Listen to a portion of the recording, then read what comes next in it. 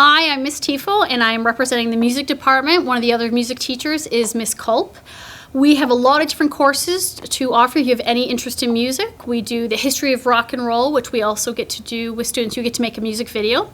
That's often joined with piano lab, so if you'd like to learn to play the piano, we can teach you that, or if you have some piano skills, then we can further those.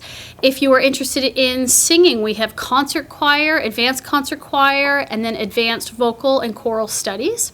If you play in instruments in the concert band, another great opportunity for you to come out and play. For both concert band and the concert choir classes, we do a music festival, which always finalizes at Six Flags Great Adventure. There is also music theory.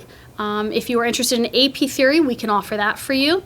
We also do a music experience, which is kind of like a survey class in different genres, different parts of music.